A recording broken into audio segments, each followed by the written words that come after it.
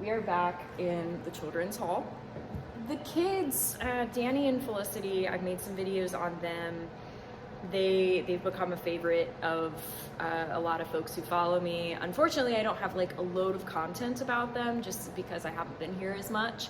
There's going to be some more that's going to be coming out, so I'm very excited to share that. And what's cool about them is they'll just be in here with the other kids. Like, they get super excited. I remember one time there was a little boy here.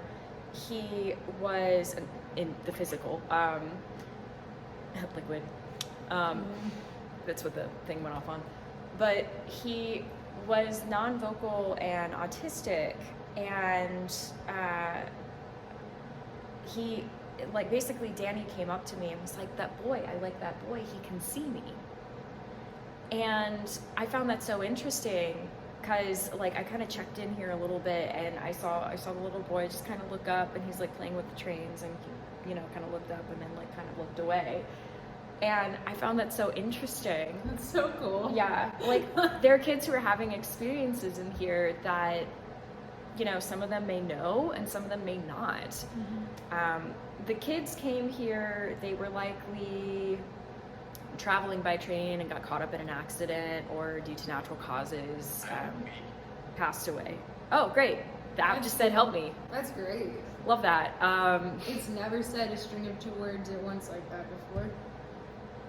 Now I need to check in. Okay. It wasn't the kids. They're not. The energy is here, but I don't pick on rice.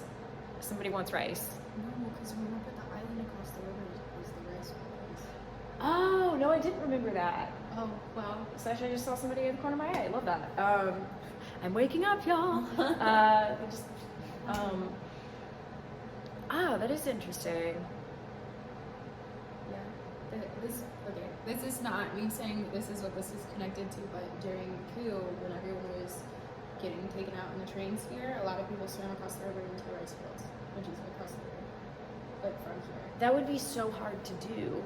Exactly. Yeah, like nearly impossible. A lot of people drown on the way, but so that could have been residual. It's like, go over there, go to the rice fields. Yeah, because they hid there for days before it was safe to come back. But that in the graveyard, or the cemetery. Yeah, because no one was going to go there. Yeah, looking for anyone. Woo. Not saying that that's who, but it, you know, that's the connection. That might have been a residual. Also, rice was exported out of here. Mm-hmm. We had the Carolina Gold rice fields in the middle of the river on a little island. I'm gonna be real. To help me, I feel like that was a joke. I don't. Okay, sometimes when I'm in here, I feel like they're just trying to freak us out. Yes, and they're like, "Oh, they're running the app and they're talking about us. Help me." Like, I didn't get any emotional sting. Threatened. Yeah. Yeah. If you feel something in particular, please comment, especially on Patreon, because, you know, I actually respond to all the comments on Patreon. So, not that I don't love everybody else. I just. A lot of comments. Yeah, and I always make sure to do that for Patreons. I try to do that for everybody, but I can't always do that. Anyway, Danny and Felicity, I don't press them for what happened and how they wound up in spirit. They seem very happy with one another. They seem like found family, and if I ever get any indication that they're unhappy or about something, I will help as needed. But they're sort of like spirits that, if they're okay, sickness yes, one of them. Yeah. But yeah, I haven't felt them as much recently, so it might just be like they're kind of in a state of rest for a little while, which does happen. Also, they would come out more to visit you, because my only interactions that I really had with them were kind of annoying, and they're kids, so like that's fine. I guess. What were they? Coming into the museum after I closed and cleaned all of the toys up to toys all over the floor.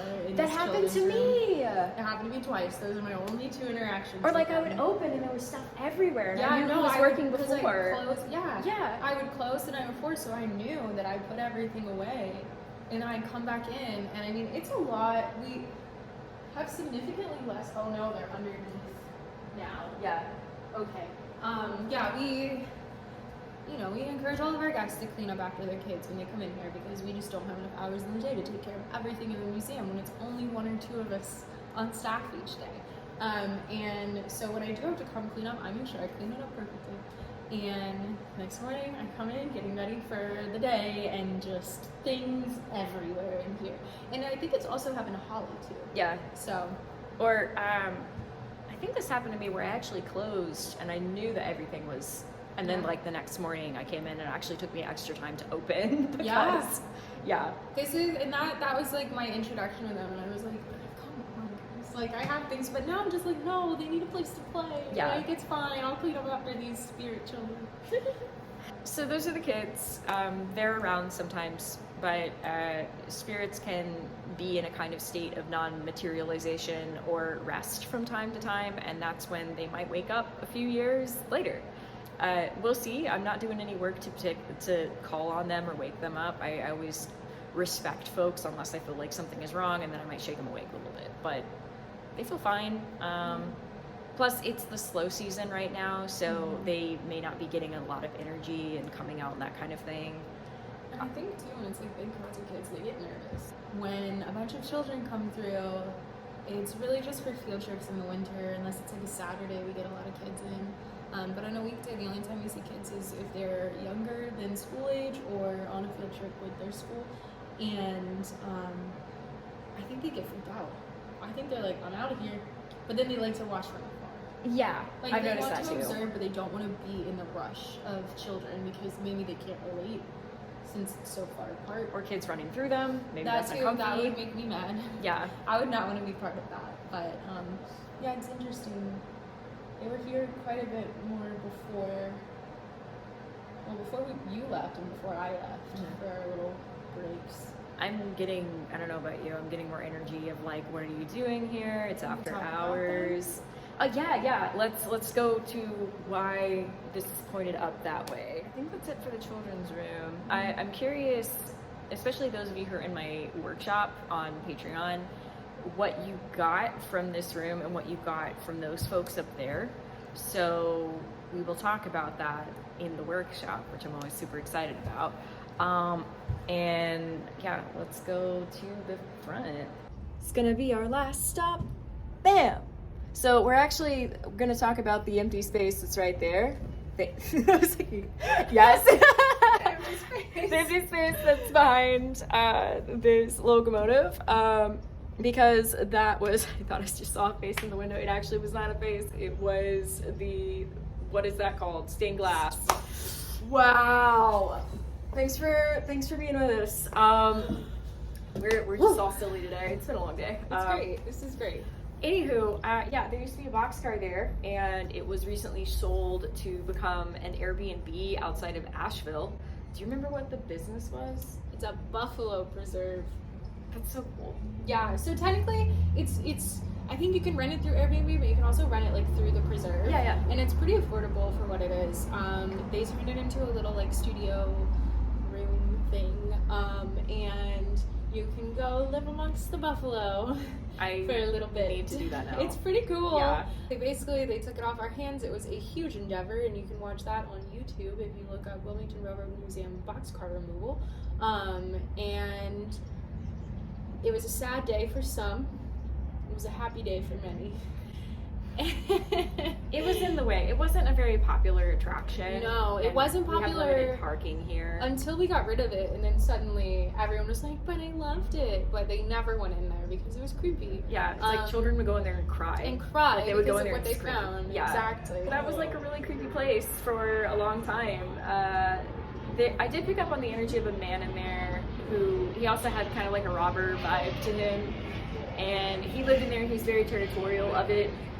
And I remember when we were moving things out, one of the volunteers was, moving boxes out and that sort of thing. And he actually came up to me and he was just like, what are they doing? And they're like, the boxcar's about to be moved.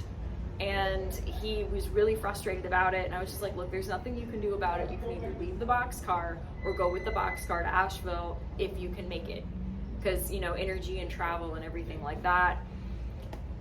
He may have just decided to straight up move on at that point because he was really attached to the boxcar. He really liked it. It felt like the protected area for him. We also, the first, once again, if you go back on YouTube a while, you can see, like, we actually caught a visual anomaly in the Boxcar when we were in there. People were physically touched, that sort of thing. They're taking a photo. Cool. If you hear voices, they are alive. Not ghost. Yes. Unless you hear like whistling or something like that. I used to do voice memos out here, and people would be like, "Who's whistling behind you?" And I'm like, "I don't know." What? Okay. You've heard whistling? Inside of the Boxcar. Oh well. I love this. We're discovering new things.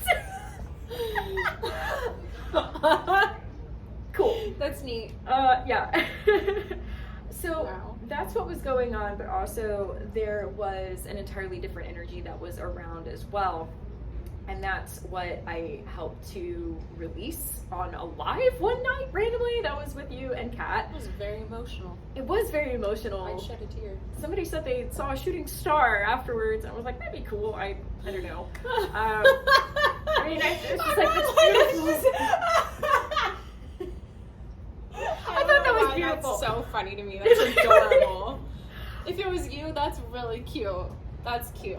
I mean, they may have seen it. I didn't see it in the recording. No, but I'm not going to say that. It might, no, that's not for me to decide. I just think that would be really cute. It's very wholesome. There he goes. It was a non-human entity, not from this plane. I got aerial plane. And people had said that they had seen like big wings on him, but I always felt like they were very crumpled in. He seemed like a rock, and I described him as kind of looking like a velociraptor for a little bit, but with wings. Wild, right? The cool. Yeah. To me it was like that, but if you give him like a pterodactyl neck.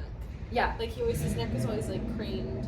Oh, I think it was a pterodactyl. I'm getting my dinosaurs mixed up. That's okay. That's it. Pterodactyl vibes only. That's what that was. And to me, like the few times that I saw where he was from, if you're familiar with the series Adventure Time, when they go into the astral plane, to me that's not what I see when I'm in the astral plane, just that's a cartoon. But visually, when Finn and Jake are floating around in the astral plane in the show, that is like with the purple and everything in the background. Like that's what I would see through his eyes. The That's few times that interesting. happened. Yeah. So just visually, keep that in mind, I guess. I don't know. Yeah, I didn't, because I didn't connect with this particular being on like where he was from. I just knew he mine wasn't by here. choice. I just like was like, what you are picked you? up on a memory. Yeah. And I just was like that's so Raven style. That happens. That's what happened with Driver when he was just like, this is how we die. You know, Yeah, I was like, yeah. It was mental health stuff.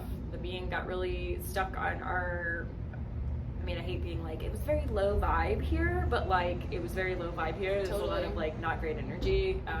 Especially on this particular track. Yeah, like there was just a lot of stuff that it was kind of like when if a bird fell into like an oil spill or something like that, they would have trouble, getting their wings. Oh, that's such a good, Yeah, it was a sludge. Yeah, or like a spiritual sludge. Yeah. So basically, on the live, I was like, "Hi, remember who you are." And it remembered. And if anybody's like, "Wow, Rebekah, how did you know how to do that?" I did it. That was my soul being like, "All right, you know how to do this," and my guides being like, "You're gonna do the thing today," and I was like, "I just showed up here after Islands." Yeah, after taco. True. After the Islands ritual. Yep. Which, yes, we're going to Islands after this. It's a taco place. It's a thing. It's a thing. It's what we do. It is. It's where I met two of my spirit guides.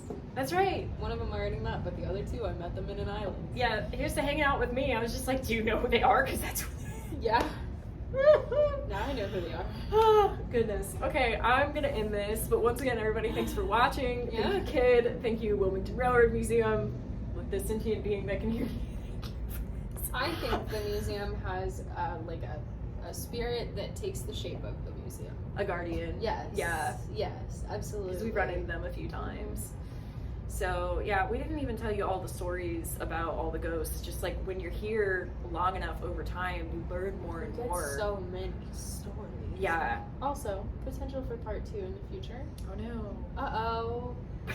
I hope you feel fulfilled with this part 1 though. Yeah, I'm super excited to see your read, super excited to see what you want to share in the workshop when we go live together later on in the month, for those of you who are watching on Patreon, and for those who are watching on YouTube, thanks always is watching. If you're in Wilmington, North Carolina, come down and see the museum. It's a wonderful place, and just such wonderful staff, and certainly some pretty cool ghosts and ghost stories here. So cool. We're gonna go eat tacos. Have a great day, afternoon, existence. Did you hear shuffle it? Yeah, it was like yeah. There's no one over there. no. Well, no one physical anyway. Yeah.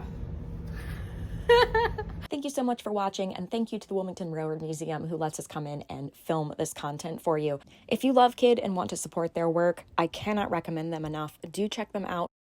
As a reminder, if you want to watch all of this at once uncut at the beginning of each month, that will be on my Patreon. And until next week, I hope you have a great week.